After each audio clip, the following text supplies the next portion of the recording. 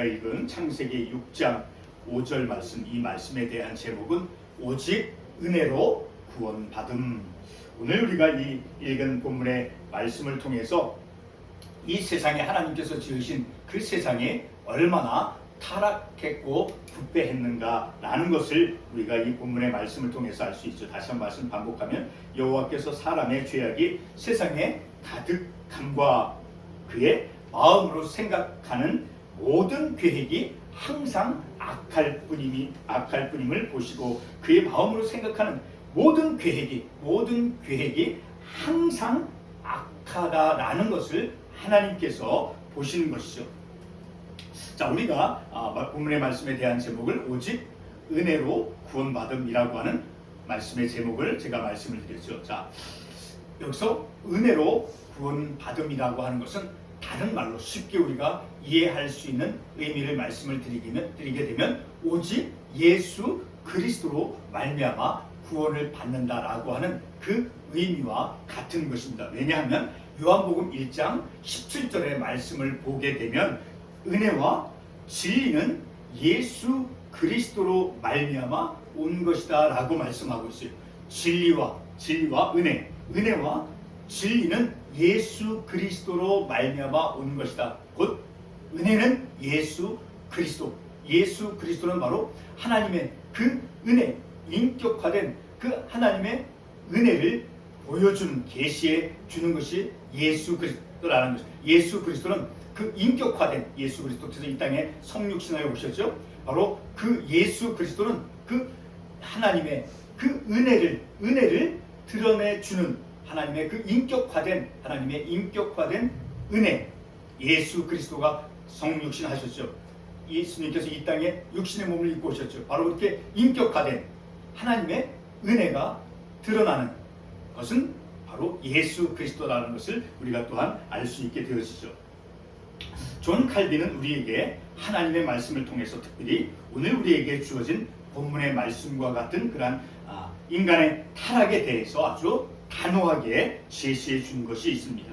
그것은 바로 우리 인간의 죄성의 특성인 바로 전적 부패라고 하는 것입니다. 물론 존 칼빈이 말한 전적 부패는 오늘 우리가 읽은 이 본문의 말씀이 이미 말씀해 주고 있는 것이죠. 본문의 말씀을 다시 한번 읽어보겠습니다. 여호와께서 사람의 죄악이 세상에 가득함과 그의 마음으로 생각하는 모든 계획이 항상 악할 뿐임을 보시고 항상 모든 계획이 항상 악하다라고 말씀해 주고 있죠. 자, 이 구절에서 우리가 볼 수 있는 것이 무엇입니까? 바로 인간의 죄성, 바로 항상 악하다라고 하는 것이죠. 인간의 그런 죄성과 그리고 처참한 상태를 볼 수 있는 것이죠.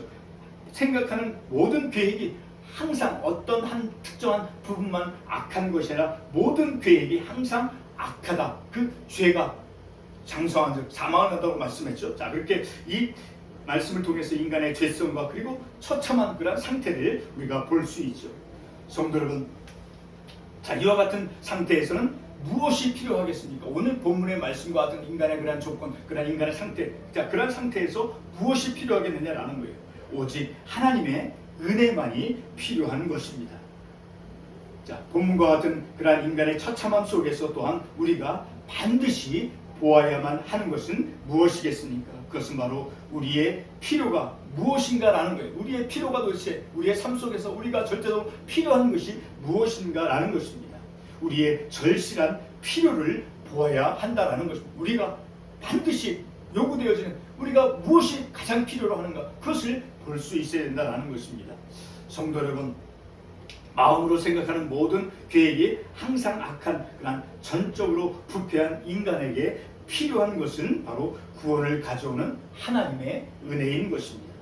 자, 그러면 구원을 가져오는 그 하나님의 은혜, 그 하나님의 은혜를 요구하는 그 인간의 전적인 부패가 무엇입니까?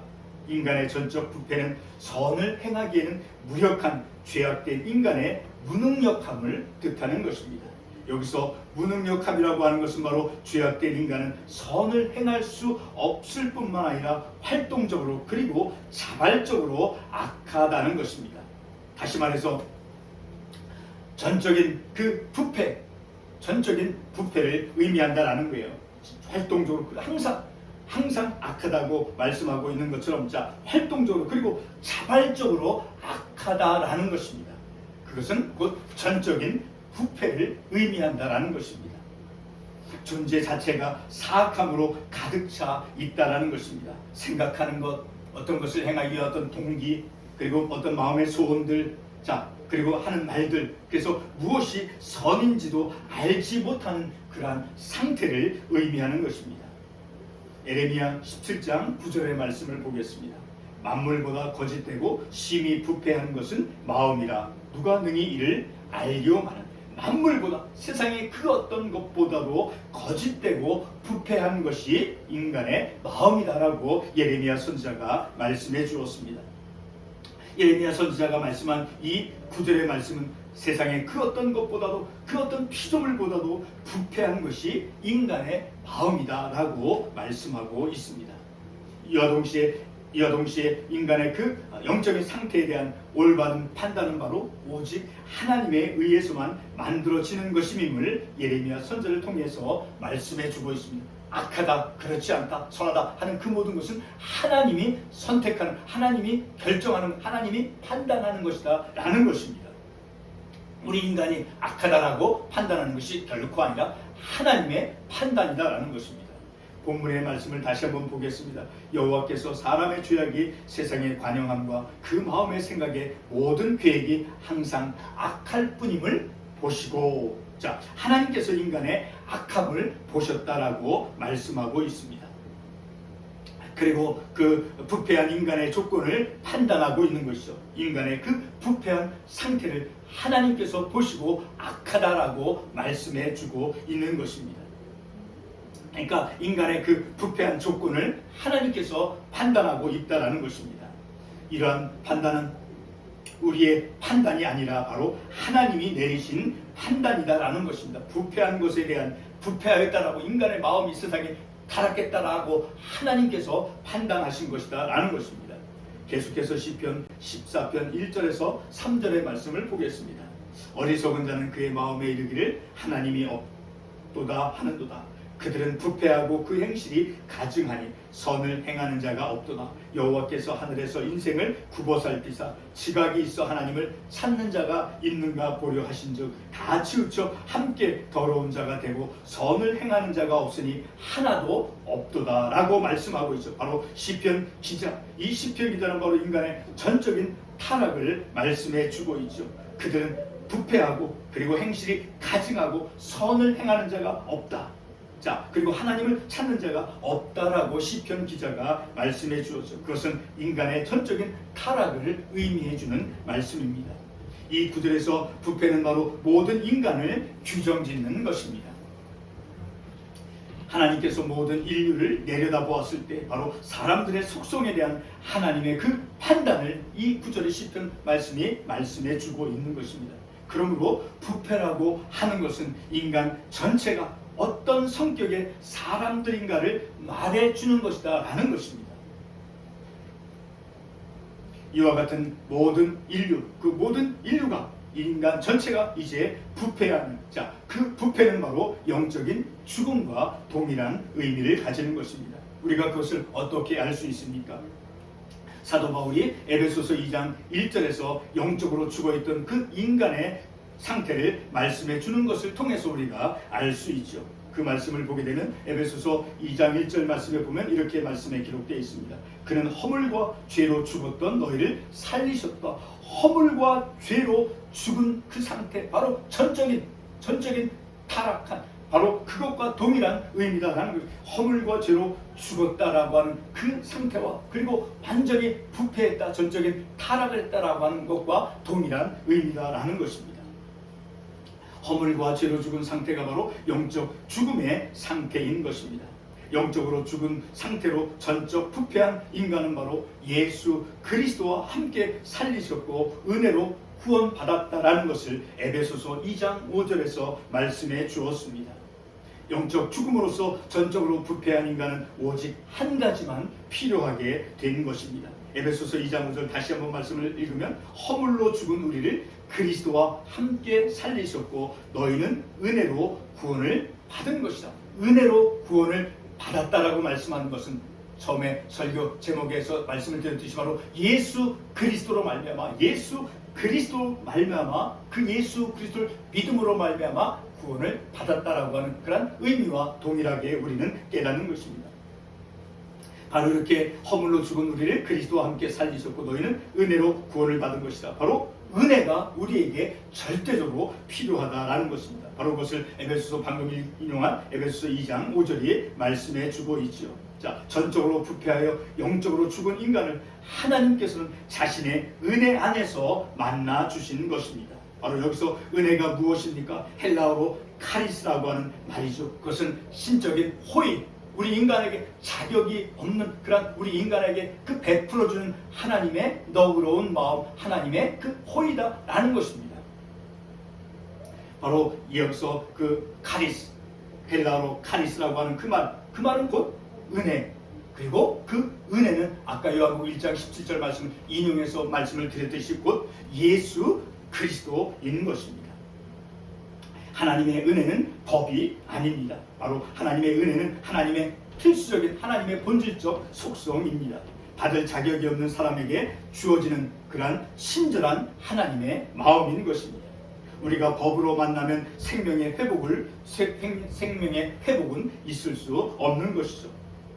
본문의 말씀 다시 한번 반복해서 읽으면 여호와께서 사람의 죄악이 세상에 가득함과 그의 마음으로 생각하는 모든 계획이 항상 악할 뿐임을 보시고, 자, 이 본문의 말씀은 바로 전적으로 부패한 그런 희망이 없는 인간의 모습을 보여주는 말씀입니다.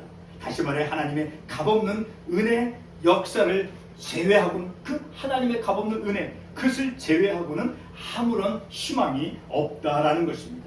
이와 같은 전적 부패의 조건은 바로 하나님의 값없는 은혜로, 하나님의 그 주권적인 은혜로 우리 자신을 포기하도록, 하나님의 그 전적인 은혜, 그 전적인 그 값없는 은혜, 그것을 이제 받아들이도록 내 자신을 포기하도록 만든다는, 내 자신을 포기해서 하나님의 그 은혜, 그 하나님의 값없는 은혜의 주권적인 은혜로 이끌도록 우리를 이끄신다라는 거예요. 이와 동시에 죄를 향한 그 참된 회개를 하도록 우리를 이끌어 갑니다. 값없는 은혜는 곧 우리가 저항할 수 없는 은혜로서 구원하는 은혜인 것입니다. 그의 주권적인 은혜만이 우리를 구원하는 것입니다. 결론의 말씀을 드리겠습니다. 우리 인간은 조금만 타락한 것이 아니라, 생각하는 것이 조금만 타락한 것이 아닙니다. 선을 행할 수 있는 어떤 능력도 없는 전적인 타락의 존재입니다. 그러면 어떻게 무엇으로 구원을 받는 것입니까? 에베소서 2장 4절에서 8절에서 4절로 8절 말씀에서 사도 바울이 우리에게 절대적으로 말씀해 주는 것이 있습니다. 그 말씀 읽겠습니다. 긍휼에 풍성하신 하나님이 우리를 사랑하신 그 큰 사랑을 인하여 허물로 죽은 우리를 그리스도와 함께 살리셨고 너희가 은혜로 구원을 얻은 것이다. 7절, 이는 그리스도 예수 안에서 우리에게 자비하심으로써 그 은혜의 지극히 풍성함을 오는 여러 세대에 나타내려 하심이니라. 너희가 그 은혜를 인하여 믿음으로 말미암아 구원을 얻었나니 이것이 너희에게서 난 것이 아니요 하나님의 선물이라. 자, 이 말씀을 통해서 볼 때 은혜로 구원을 얻은 것이다. 그리고 우리에게 자비하심, 하나님의 그 자비하심, 그리고 은혜의 지극히 풍성함, 그리고 그 은혜를 인하여, 자, 이 말씀을 보게 되면 하나님의 그 속성, 자비하심과 그 은혜, 그 하나님의 그 마음이, 본질적인 그 속성이 드러나고 있는 것을 알 수 있죠. 바로 그와 같은 하나님의 본질적인 속성인 은혜로 말미암아 우리가 구원을 받은 것이다 라는 것을 우리가 말씀을 통해서 깨닫는 것이죠.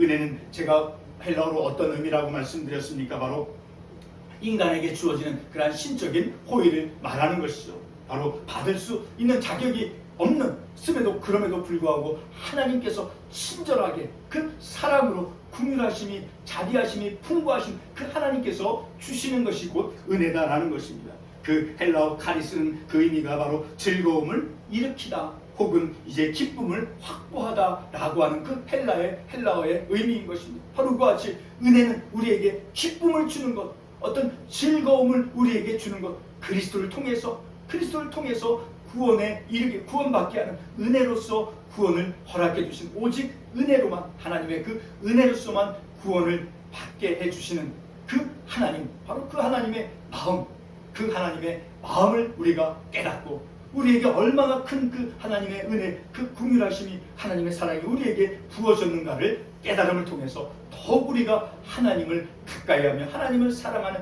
그러한 삶을 살아가야 됨을 깨닫는 것입니다. 기도하겠습니다.